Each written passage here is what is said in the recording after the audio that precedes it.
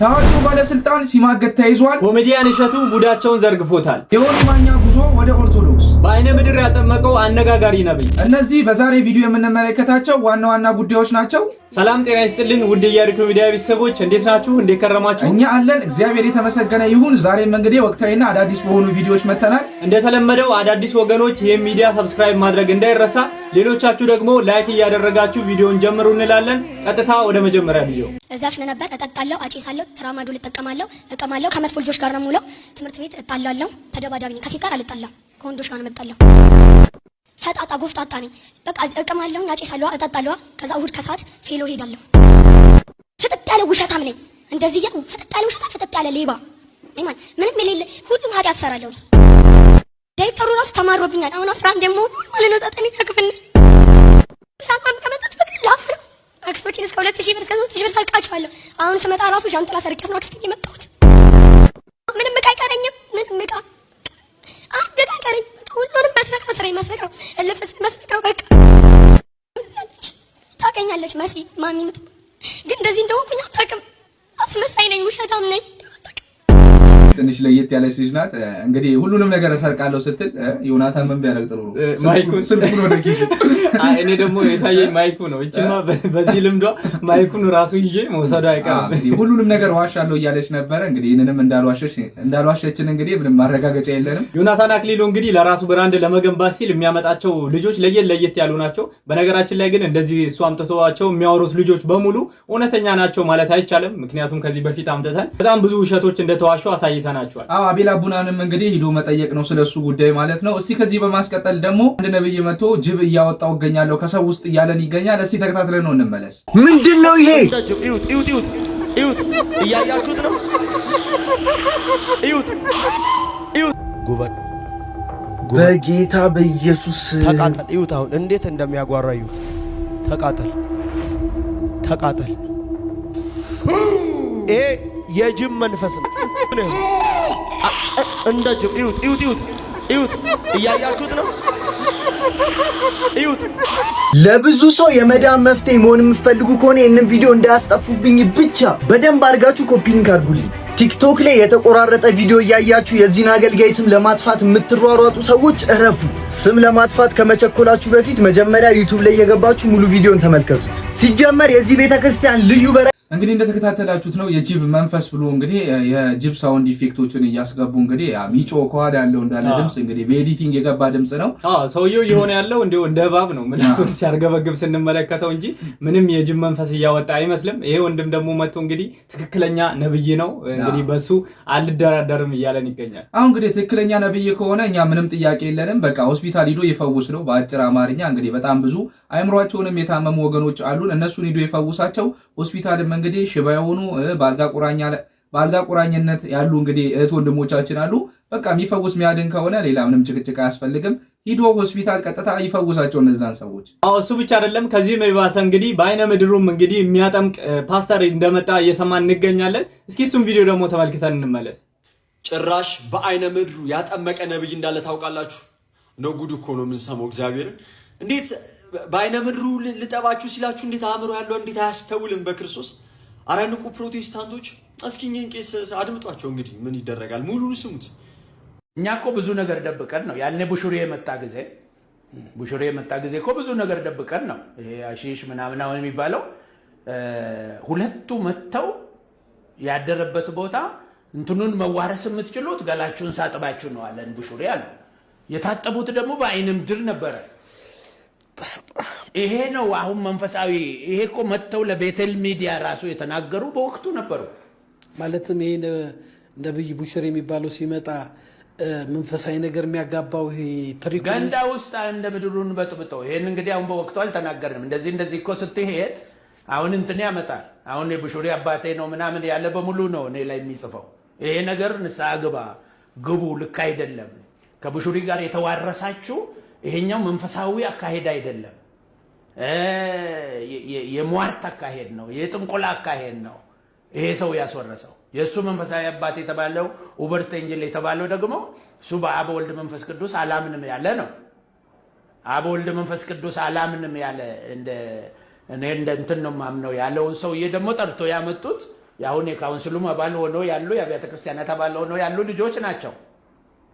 እና ያ አይነት ሁኔታ አሁን ይሄንን ዝም ብለህ ስትተው አሁን እንግዲህ በወቅቱ ውስጥ ለውስጥ ነው የተናገርነው መዘይትም ላይ ያለው እንግዲህ ማንሰማው ነገር የለም። አሁን ደግሞ ጭራሽ በአይነ ምድሩ የሚያጠምቅ መንፈሱን የምትዋረሱት በእኔ አይነ ምድር ስትጠመቁ ነው እያለ እንግዲህ ህዝቡን የሚያጃጅል መጥቷል። እኔ በጣም የሚገርመኝ የሱ አይደለም፣ ነገር ግን እሱን አምኖ እዛ ቦታ ላይ በጣም ለማሰቡ ላይ ይከብዳል በእውነት። አሁን እንግዲህ ኢየሱስ ክርስቶስ ዋጋ የከፈለለትን ህዝብ ላይ እንደዚህ መቀለድ ማለት በጣም የሚገርም ነው። እንግዲህ ከዚህ በኋላ ምን እንደሚያገኝ ለራሱ ያሶያ አይታወቅም። እንግዲህ እሱ በአይነ ምድሩ እንግዲህ ታጥበም ምን ልትሆን ነው ከዚህ በኋላ ምን አይነት ሰይጣን ምን አይነት መንፈስ እንደምትዋረስ እንግዲህ ግልጽ ነው። እንደው መንፈስ ቅዱስ ነው ብላችሁ የምትከራከሩ ከሆነ መቼም በእሱ አይነ ምድር ተጠምቃችሁ እንጃ ብቻ ጤነኛ አይደላችሁ ማለት ነው። እስቲ ከዚህ በማስቀጠል ደግሞ ከሰሞኑ አንድ ባለስልጣን ሲማግጥ እንግዲህ ተይዟል። ጨፌ ኦሮሚያም እንግዲህ ከሰሞኑ በነበረው ስብሰባው ላይ ያለመከሰስ መብቱን አንስቷል። እስቲ ይህ ሰው ማን ነው የሚለውን በቪዲዮ ተከታትለን እንመለስ።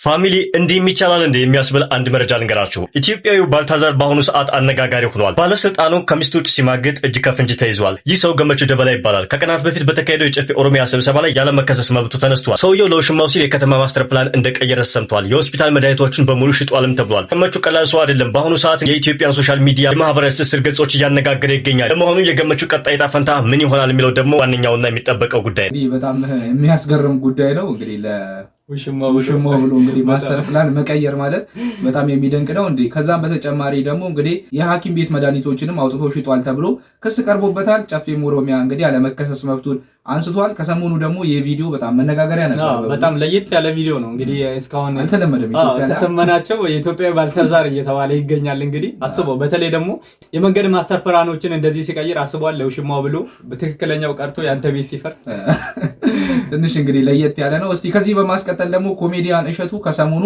የተለያዩ ዝርፊያዎችን አጋልጧል። ዝርፊያ ምንድነው? እንግዲህ ካናዳ በነፃ እንወስዳችኋለን እያሉ በሱ ስም የሚያጭበረብሩ ሰዎች አሉ። እነሱን አጋልጧቸዋል። እስቲ እሱን ቪዲዮ ተከታትለን እንመለስ። በኮሜዲያን እሸቱ ስም የምትነግዱት ለምንድን ነው? ኮሜዲያን እሸቱ አይደለም ማለት ነው። ሰላም ነው። እግዚአብሔር ይመስገን። ካናዳ መሄድ ፈልጌ ነበር። እሺ ይቻላል። እሸቱ ነው አይደለም የሚልከው? ልክ ነህ፣ ግን አሁን እኔ እሸቱ አይደለም ማናጀር ነኝ። የእሱ ማናጀር ነህ? አቶ ልዑል ቻሌ ይባላል። እሸቱና እኔ ተባብረን ያመጣነው የስራ እድል ነው። ማለትም ይህ በክሬዲት ነው። ምን ያስፈልገኛል? ፓስፖርት አለ? ፓስፖርት የለኝም። ፓስፖርት ማውጣት ይኖርብሃል። እስከዛ ግን እድሉ ያልፋል። መደበኛ 45 ቀን በላይ ስለሚቆየብህ ለማውጣት እናንተ ታግዙኛላችሁ? ማውጣት ትችላለህ እኛ ጋር። ስንት ብር ነው? ልዩነት አለ። ዋጋ ነው ግን ይህን ያህል አይደለም ልዩነቱ። በምን ያህል ቀን ነው እንዲወጣ የፈለገው? በ2 ቀን አለ፣ በ5 ቀን አለ። በ5 ቀን ነው፣ ችግር የለም። 13 ሺህ ብር። 13 ብር ቅድመ ክፍያ? ፓስፖርት ቅድመ ክፍያ ተከፍሎ ነው የሚወጣው። ከዛ ግን ይወጣልኝ አይደል? ለምን አይወጣልህም? ይወጣልሃል። አሻራት ፋይዳ አለ አይደል? አለኝ። በጣም ጥሩ። እሱን ትልክልኝና ቴሌግራም ላይ አክቲቭ እናደርግልሃለን። የት ሀገር ነው አሬና? እኔ ባህር ዳር ነኝ። ባህር ዳር። ባህር ዳር ኢሚግሬሽን ቀበሌ 13 ታውቀዋለህ? አውቀዋለሁ። እዛ 13 አውቀዋለሁ።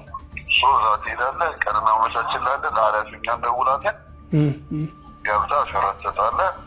በ2 ቀን ልዩነት ውስጥ ያው ፓስፖርት ይመጣል። በፖስታ ቤት ነው፣ እዛው አይደለም የምትረከበው። በፖስታ ቤት ነው የምትቀበል። ወረቀት ይሰጣል። ያን ወረቀት ወስደህ በፖስታ ቤት ትቀበላለህ። ፕሮሰሱን ደግሞ መጀመር ከፈለክ ቀጥታ ወደኛ እንዲመጣ ማድረግ ይቻላል። ፓስፖርት ስለ ኢሚግሬሽን እዛው ነው የምከፍለው ብሩ ወይስ አይደለም? ብር እኛ ነው የምንከፍለው። ለእናንተ ነው የምከፍላችሁ? እኛ ነው ክፍያ የምንፈጽመው።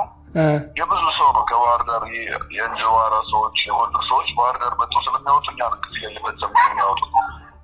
የት ነው ሂሳብ ይታሰብ። በዛ ዲስካውንት ለእናንተ ይወጣላችሁ። ፈጣን ሲጀምር ባህር ዳር ያወጡላችሁ። የት ነው የምመጣው? እኔ አዲስ አበባ። አታውቀውም? ካናዳ ቆንስላ ጽሕፈት ቤት? መጥቼ አላውቅም። መልካም፣ ችግር የለውም። ለማንኛውም ፋይዳ እንትን ላክልኝና አክቲቭ አደርግልሃለሁ፣ እደውልልሃለሁ። በጣም በሱ መቼ ልምጣ? ከባህር ዳር ብለህ ቴሌግራም ላይ መታወቂያን ፎቶ ላክ። ቴሌግራም የለኝም። ለዛ እኮ ነው አሁን ትንሽ ስልክ የምጠቀመው እና የቁጥር ስልክ ነው የምጠቀመው። እሺ፣ መልሼ ልደውልልህ መልሼ ልደውልልህ። የኮሜዲያን እሸቱ ነኝ ማናጀሩ ነኝ ስትል ሰምቼ ነውና እኔና አንተ እንተዋወቅ አይደል? እኔ ኮሜዲያን እሸቱ ነኝ። እኔና አንተ የት ቦታ ነው የካናዳ ጉዞ የጀመርነው? ለምንድን ነው በስሜ የምትነግደው? በኮሜዲያን እሸቱ ስም የምትነግዱት ለምንድን ነው? ኮሜዲያን እሸቱ አይደለም አንተ። ኮሜዲያን እሸቱ ዱባይ ነው ያለው። እርግጠኛ ነህ? ያው እንዳያችሁት ጭራሽ እኔን ራሱ ኮሜዲያን እሸቱ አይደለም ዱባይ ነው ያለው ብሎኛል። እኔም ብከፍለው ይቀበለኛል ይሄ ሰውዬ። አሁን እኔንም ሊልከኝ ይሞክራል ማለት ነው። የትኛውንም አይነት ፕሮሰስ ከማረጋችሁ በፊት የትኛውንም የጉዞ ሂደት ከመጀመራችሁ በፊት ትክክለኛ መሆኑን ኤጀንሲው ለማጣራት ብዙ ርቀት መሄድ አለባችሁ። ሲጀመር የካናዳ ኤምባሲ ውስጥ ወይም የካናዳ ቆንስላ ጽሕፈት ቤት ውስጥ የቪዛ ፕሮሰስ ለግለሰቦች እንደሚደረግ እኔ አይቼም ሰምቼም አላቅም። ስለዚህ በተቻለ መጠን ቲክቶክ ላይ አይታችሁ ካናዳ ልሄድ ነው ብላችሁ የቪዛ ፕሮሰስ እንዳትጀምሩ። የሚልኩላችሁ ዶክመንት ራሱ ፌክ መሆኑን ለጄሚናይ ብትሰጡትና ይሄ ዶክመንት ፌክ ነው ወይስ እውነተኛ ነው ብትሉት ጄሚናይ ይሄ ፌክ ነው እንዳትሸወድ ብሎ ይነግራችኋል። እንግዲህ እንደተከታተላችሁት ነው። በአሁኑ ሰዓት እንግዲህ በጣም ብዙ አጭበርባሪዎች አሉ። ወደ ካናዳ እንዲሁም ወደ ተለያዩ አውሮፓ ሀገራት እንወስዳችኋለን የሚሉ ከዛም ውስጥ እንግዲህ አንዱ ይሄ ነው። ይሄ ደግሞ እንግዲህ ለየት ያለ ነው። ጭራሽ እሸቱ እዚህ አይደለም ዱባይ ነው ያለው እያለ ለእሸቱ ራሱ የሚዋሽ ነው። እሸቱ እንዳለው እንግዲህ እኔ ራሱ ብከፍለው ይቀበለኛል፣ እኔ ራሱ ያስከፍለኛል ብለዋልና ሁላችሁም ተጠንቀቁ፣ እንዳትሸወዱ ነው የምንለው። እንግዲህ ለፍታችሁት ያመጣችሁትን ገንዘባችሁን እንግዲህ በእንደዚህ አይነት ሰዎች ተበልታችሁ ኋላ እንግዲህ የብዙ ዓመት ድካማችሁ ነው መና የሚቀረውና እንደዚህ አይነት ነገሮችን ከመሞከራችሁ በፊት ደጋግማችሁ ቼክ ማድረጋችሁን እንዲሁም ደግሞ ኤጀንሲዎቹ እንግዲህ ትክክለኛ መሆናቸው ማረጋገጥ አለባችሁ እንላለን። ከዚህ በመቀጠል ደግሞ እንግዲህ ዮኒ ማኛ ወደ ኦርቶዶክስ ጉዞ እየተባለ ይገኛልና እስኪ እሱን ቪዲዮ ተመልክተን እንመለስ። ስላትና ጥቁ ነበረ መኖሪያዬ የማዳኑ ቀኑ ደረሰ የጌታዬ ራቁቴን ሸፍኖልኛል በብርሃኑ ልምድ ሆኗል ስሙን አወደስ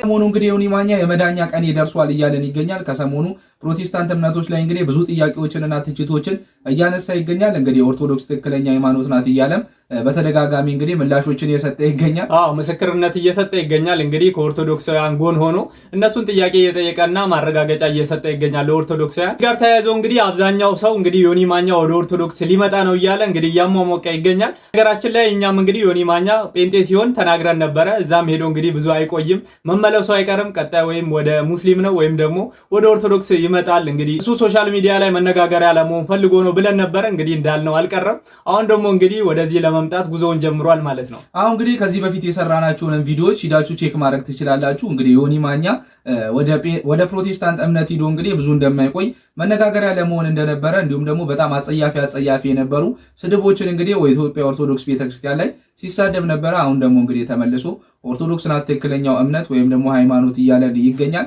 በዚህ ጉዳይ እንግዲህ ብዙም ልንደነቅም ልንረበሽም አይገባም።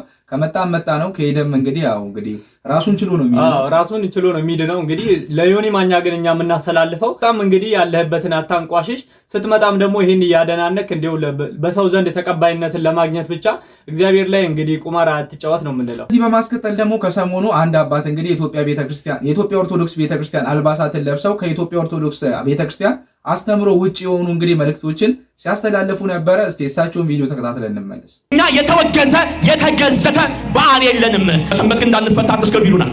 እንሰግዳለን። በሰንበት እንዳንፈወስ የሚካኤል ቀን የተወገዘ ነው። አትስገድ፣ እንዲያታድግ ይሉናል። አረ በፍጹም እንዳትሰማ። ስብከት መሰረት የሌለው ባላዋቂነት ላይ በስሜት ላይ የተመሰረተ ስብከት ነው። ሁላችሁም ክርስቲያኖች እንደዚህ አይነት ትምህርት ስትሰሙ ዝም ብላችሁ አትለፉ፣ መርምሩ። ምንፍቅና ነውና ለሌሎች እንዲዳረስ ኮፒ ሊንክ፣ ሼር፣ ፖስት እያደረጋችሁ እስከ መጨረሻው ይሄንን ትምህርት ተከታተሉ። አዳምጠው እንመለስ። እኛ የተወገዘ የተገዘተ በዓል የለንም። በቅዱስ ሚካኤል ቀን እንዳንድን፣ በቅዱስ ሚካኤል ቀን እንዳንፈወስ የሚካኤል ቀን የተወገዘ ነው። አትስገድ፣ እንዲያታድግ ይሉናል። አረ በፍጹም እንዳትሰማ። በሚካኤል ቀን እንፈታለን። ሚካኤል አባታችን፣ ሚካኤል ጠባቂያችን እኛን ሕይወት የያዘንን ዘንዶ ይደመስስልና በለተቀኑ ማንም በግዝት ስም ቅዱስ ሚካኤልን እንዳናከብር አያደርገንም። ማንም በግዝት ስም ድንግል ማርያም እንዳናከብራት አያደርገንም። ማንም በግዝት ስም ቅዱስ ባለወልድን አማኑኤልን እንዳናከብር አያደርገንም። በፍጹም አንገበግባል። በጣም ነው የሚያንገበግበው። ያመጡልን የነገሩን በሙሉ ተቀበለን። በቃ እንዲሁ እጃችን እግራችን ታስሮ እንደ አይሁዳውያን ቁጭ ብለን እንውላለን። በሰንበት እኮ ነው የምንፈታው። በሰንበት ግን እንዳንፈታ አትስገዱ ይሉናል። እንሰግዳለን በሰንበት ሃሌሉያ እያልን እንሰግድለታለን። በሰንበት በቅዱስ ሚካኤል በድንግል ማርያም በባሎል በ30ው ቀን ሃሌሉያ እያልን እግዚአብሔር እናመሰግናለን። በነገራችን ላይ አሁን የምትመጡ ሰባኪያን ምን ተምራችሁ ነው ለማስተማር መድረክ ላይ የምትወጡት? የሥርዓት መጻሕፍትን ካላነበባችሁ፣ ሃይማኖተ አበውን ካላነበባችሁ፣ ፍትሐ ነገሥትን ካላነበባችሁ፣ መጽሐፈ ዲድስቅልያን፣ መጽሐፈ አብጥሊስን፣ መጽሐፈ ቀለሚንጦስን እነዚህን የሥርዓት መጻሕፍቶችን ካላነበባችሁ ምኑን ተምራችሁ ምኑን አውቃችሁ ነው ወጣችሁ እናስተምር ብላችሁ የምትናገሩት? እነዚህን መጻሕፍት የቤተክርስቲያንን ሥርዓት ሕጓን እያንዳንዱን ሁሉን ነገር የሚናገረውን መጽሐፍ ትታችሁ ወጣችሁ የቤተክርስቲያን አስተምሮ ያልሆነውን የፈለጋችሁትን ጊዜ በፈቀደላችሁ ስሜታችሁ በመራችሁ መንገድ ትምህርት የምታስተምሩ አዲስ ትምህርት የምታመጡ አባቶችን ማጠይቁ መጻሕፍትን ማታነቡ መምህራን በስታችኋል። እባካችሁ ተማሩ መጻሕፍትን። መጀመሪያው በዕለተ ሰንበት አይሰገድም፣ ሁለተኛው በ12 አይሰገድም። ለምን ከተባለ የቅዱሳን መላእክትን በዓል ሁሉ ጠቅልሎ ቅዱስ ሚካኤል አለቃቸው ስለሆነ በእነሱ ቀን የመላእክትን በዓል ሁሉ እናከብራለን። ስለዚህ አንሰግድም። በ21 አንሰግድም፣ በ1 እንሰግዳለን፣ በ3 እንሰግዳለን፣ በሌሎች በእመቤታችን በዓላት ቀኖች እንሰግዳለን። ግን በ21 ማንሰግደው ሌሎቹን በዓላት በዚህ ጠቅልለን ይዘን ነው። በ29 አንሰግድም። የጌታችን ሌሎች በዓላት አሉ፣ መድኃኔዓለም ይኖራልኝ እንዲሁም ሌሎች በዓላት አሉ። እሱን ሁሉ ጠቅልለን በ29 እናረግና በ29 እናከብራለን፣ አንሰግድም። ስለዚህ አባቶቻችን በእነዚህ ቀናቶች አትስገዱ አሉ እንጂ በጎ ስራ አትስሩም አላሉ። ድሆችን ጠይቁ፣ መጻሕፍትን አንብቡ፣ የታመሙትን ሂዳችሁ ጎብኙ፣ የታሰሩትን ሂዳችሁ ጠይቁ፣ በእነዚህ ቀናቶች እንደዚህ አይነት በጎ ስራዎችን ስሩ ብለው ነው እንጂ ያዘዙ። ይሄ ሰባኪ እንደሚናገሩ በእነዚህ ቀናቶች ውስጥ በጎ ስራ አትስሩ ተብሎ የታዘዘ አንድም ቦታ ላይ ማስረጃ ላይ መጣ አይችልም። የሰባኪ በነገራችን ላይ አሁን ዝም ብሎ ለሚሰማው ሰው ይሄ ሰውዬ ምን አጠፋ ስገዱ እኮ ነው ያለ፣ ምን አለ አትስገዱ አላለ፣ አትጹሙ አላለ ብላችሁ የምትናገሩ ሰዎች ልትኖሩ ትችላላችሁ። ቤተክርስቲያን ግን እያንዳንዱን ስራ ስታዘን በስርዓት እንድንሰራው ነው የምታዘን። እንግዲህ ለወንድማችን ቃሉን ያሰማልን። በእውነት ትክክለኛ ነገር ነው የነገረን። በበዓል ቀን ወይም ደግሞ በግዝት ቀናቶች ውስጥ መስገድ ትችላላችሁ ብለው እንግዲህ ከኢትዮጵያ ኦርቶዶክስ አስተምሮ ውጪ ሲናገሩ እንደነበረ ተመልክተናል። አዎ እስቲ ከዚህ በማስቀጠል ደግሞ ከሰሞኑ እንግዲህ የህፃናትን አይን እያጠፉ ለልመና ስራ እንግዲህ የሚያውሉ ግለሰቦች እንዳሉ እየተሰማ ይገኛል። ምንድነው ይህ ጉዳይ የሚለውን እስቲ ከቀጣይ ቪዲዮ ተከታትለን እንመለስ። በዚህ ሰዓት እጅግ አስደንጋጭ የተባለ መረጃ ይፋ ሆኗል። ሁላችሁም አዳምጡት፣ እንዲሁም ደግሞ ሼር አድርጉትም። በሀገራችን ኢትዮጵያ ህፃናትን ለልመና እንዲመቹ ሆን ብሎም አይነ ስውር የማድረግ ዘግናኝ ወንጀል መጋለጡ ተገልጿል። በኢትዮጵያ ውስጥ በግዳጅ ልመና ላይ የተሰማሩ ህፃናትን የሰዎች ርህራሄ ለመሳብ ሲባልም ሆን ተብሎ አይነ ስውር የማድረግ እጅግ አሰቃቂ ወንጀል እንደሚፈጸምም አንድ አዲስ ጥናት ይፋ አድርጓል። ህገወጥ አዘዋዋሪዎች ህፃናቱን ለልመና እንዲመቹ በማሰብም መድኃኒት ነው በሚል አደገኛ ፈሳሽ አይናቸው ውስጥ በመጨመርም ሙሉ በሙሉ አይነ ስውር እንደሚያደርጓቸው ነው የተረጋገጠው። መረጃው የኢትዮ ኤፍኤም ነው። እናንተስ በዚህ ጉዳይ የምትላላችሁ ሀሳባችሁን አጋሩ። እስኪ የሚያሳፍርና የሚዘገንን ዜና ነው እየሰማን የምንገኘው። እዚህ ድረስ እንግዲህ ደርሷል ጭካኔያችን ማለት ነው። እንግዲህ እንዳዳመጣችሁት ነው እንግዲህ የአይን መድኃኒት ነው በማለት አይናቸው ውስጥ እንግዲህ ፈሳሽ ነገር በመጨመር አይነ ስውር በማድረግ እንግዲህ ወደ ልመና ስራ ወይም ደግሞ ሰው እንግዲህ አዝኖ ገንዘብ እንዲሰጣቸው የሚያደርጉ ሰዎች እንዳሉ የተከታተልን እንገኛለን። በእውነት በጣም የሚያስገርም ነው። ከዚህ በፊት እንግዲህ እንደነዚህ አይነት ዜናዎችን የምንሰማ የነበረው ከሀገር ውጭ ነበረ። አሁን ደግሞ ይሄ ነገር ራሳችን ሀገራችን ውስጥ መጥቷልና በእውነት ለሁላችንም እግዚአብሔር አምላካችን ምሕረቱን ይላክልን ነው የምንለው። ከዚህ በማስቀጠል ደግሞ አሳ እንግዲህ በጾም ወቅት ይበላል አይበላም የሚሉ ክርክሮች አሁንም እየተነሱ ይገኛሉ። አንድ ሆቴል ደግሞ ከሰሞኑ መነጋገሪያ ሆነው ለጾም እንግዲህ ለምትመጡ ሰዎች አሳ አዘጋጅቻለሁ እያለን ይገኛል። እስቲ ቪዲዮን ተከታትለን እንመለስ። ከነገ ጀምሮ ደግሞ ያው እንግዲህ አሁን የተረጋገጠ ሆኗል እያሉ ነው በቃ ጾሙ መግባቱና ምንድን ነው የምትጀምሩት ከነገ ጀምሮ? ከነገ ጀምሮ አሳ ጉላሽ፣ አሳ ጥብስ፣ አሳ ዱለት፣ አሳ ያው ነው ስሙ ያየርም ያው ነው። እሺ አሳ ነው። እስቲ በደንብ ኮፒ ሊንክ እና ሼር አድርጉት። እንግዲህ ይህ ነገር በየአመቱ በየጊዜው ሁልጊዜ አዳዲስ ነው። የአሳ ስጋ ይበላል አይበላም። አሁን ደግሞ በተለያየ ሁኔታ ትላልቅ ማስታወቂያዎችም እስከ መሰራት ጭምር ደርሰዋል። ኦርቶዶክሳውያን ግን በደንብ ልንገነዘብ የሚያስፈልገው ይሄ ወቅት የጾም ወቅት ለስጋችን የምናደላበት አይደለም። ስጋችንን የምናደክምበት ይልቅ ነፍሳችን የምትጠነክርበት ነፍሳችን ጡንቻ የምታወጣበት ወቅት ነው ያለ ነው ማለት ነው። ማንኛውም ምግብ አይደለም የአሳ ስጋ ይቅርና ማንኛውም ምግብ ሰውነታችንን ሊገነባ የሚችል ስጋችንን ሊያድስ ወይም ለስጋችን ምቹ ሊሆን የሚችል ምግብ ካለ ሁሉ መከልከል መተው አለብን ማለት ነው። ጾም እስከሆነ ድረስ እንግዲህ እንደተከታተላችሁት ነው እንግዲህ በትላልቅ ሆቴሎች ደረጃ ነው እንግዲህ እንደዚህ አይነት ማስታወቂያዎች የተሰሩ የሚገኙት። እንግዲህ እንዳሰማናችሁ እንግዲህ ከመጀመሪያ የነበረው ስጋ ነው። እንግዲህ ከዚህ በኋላ ደግሞ ጾም ይገባል። ምን ታቀርባላችሁ ሲባሉ እንግዲህ አሳ ብለዋል። እንግዲህ በጣም ይገርማል። በነገራችን ላይ እንደዛ ሲሉ የኢትዮጵያ ኦርቶዶክስ ተዋሕዶ ቤተክርስቲያን አሳን እንዲያው ለጾም ይፈቀዳል ብላ እንደፈቀደች አድርገው ነው እነሱ እንግዲህ እንደዛ ማስታወቂያ እየሰሩ ያሉት ማለት ነው። እኛ እንኳን አሳ አይደለም ስጋችንን እንግዲህ ምቾት የሚሰጡ ነገሮችን ሁሉ እንከለከላለን አይደለ? እንዲያውም ቢቻል እኮ ቆሎ የበላን እንዲያው ምንም ጥቅም የሌላቸው ምግቦች ለመየቀመስን ብቻ ብንጾም ነው የሚመከረው እንጂ ጭራሽ እነሱ ደግሞ አሳ እያቀረቡልን ይገኛሉ። አዎ እንግዲህ ወንድማችንም እንዳለው እንግዲህ የአሳ ብለን ያው ስጋ ነው የምንለው ስጋ አይደለም እንኳን እንዳትል የአሳ ስጋ ነው የሚባለው። እንግዲህ እንደዛ እያልን ደግሞ እንግዲህ አሳ ይበላል አይበላም እያሉ እንግዲህ ጉንጭ አልፋ ክርክሮችን መከራከር በጣም የማይጠቅም ጉዳይ ነው። እስኪ ከዚህ በመቀጠል ደግሞ መምህራችን ዲያቆን ሄኖክ ኃይሌ ስለ ጾም የሚለን ነገር አለ። እስኪ እሱን ተመልክተን እንመለስ። እኔ ምንም የምጠይቀው ነገር ከሌለ ለምን ጸልያለሁ የሚል ሰው አለ። የቸገረው ይጸልይ እንጂ ምን አጥቼንም ጸልየው ይላል። ለዚህ ሰው ጸሎት ማለት ጥያቄና መልስ ነው። ለምሳሌ አንድ ልጅ አባቱን የሚያነጋግረው የሆነ ነገር ሲፈልግ ነው። የትምህርት ቤት ክፍያ ሲኖርበት፣ ልብስ ሲፈልግ፣ ጫማ ሲፈልግ ብቻ ነው አባቱ የሚያነጋግረው። ከዛ ቀን ውጭ አላናግርህም ይላል አይልም ወይ አይወደውም ማለት ነው። ከአባቱ ጋር ጸበኛ ነው ማለት ነው። ጸሎት ማለት ጥያቄና መልስ አይደለም፣ እግዚአብሔር ማነጋገር ነው። እግዚአብሔር ደግሞ ምናችሁ ነው ይበሉኝ ብሏል፣ አባታችሁ ነው ይበሉኝ ብሏል። አባት ከሆነ ከፍቅሩ የተነሳ ሁሌ እንጸልያለን። ከአባት ጋር ጊዜ ማሳለፍ ስለምትፈልግ ከቤተክርስቲያን አትለይም። አባትን ማናገር ስለምትፈልግ ሁሌ ትጸልያለህ እንጂ የሆነ ጉዳይ ሲኖር ብቻ አይደለም የምትጸልየው። ሌላው ሕገ እግዚአብሔርን የምንጠብቀው አባታችን ስለሆነ ነው። እንዳይቀጣም ፈርተን ወይ ደግሞ እንዲሸልመን ብቻ ሳይሆን አባቴን ደስ ይለዋል ብሎ ልጅ ይሰራል። ባይጥመውም እንኳን ለአባቱ ሲል ለአባቱ ካለው ፍቅር የተነሳ ተግቶ ይታዘዛል። ለመምህራችን በእውነት ቃሎትን ያሰማልን። እንግዲህ መች መጸለይ እንዳለብን የሚያስተምር ሰፋ ያለ ማብራሪያ ሰጥተውናል። የዛሬ ቪዲዮአችን እንግዲህ እዚህ ላይ መንጨረስ ይሆናል። ሐሳብ አስተያየታችሁን እንደተለመደው በኮሜንት መስጫው በኩል አስፍሩልን። ይህ ሚዲያ ደግሞ ሰብስክራይብ ያላደረጋችሁ ካላችሁ ሰብስክራይብ በማድረግ የዚህ ሚዲያ ቤተሰብ ሁኑ እንላለን። ቀጣይ በሌሎች አስተማሪና ወቅታዊ በሆኑ ቪዲዮዎች እስከምንገናኝ ድረስ ቸር ሰንብቱ።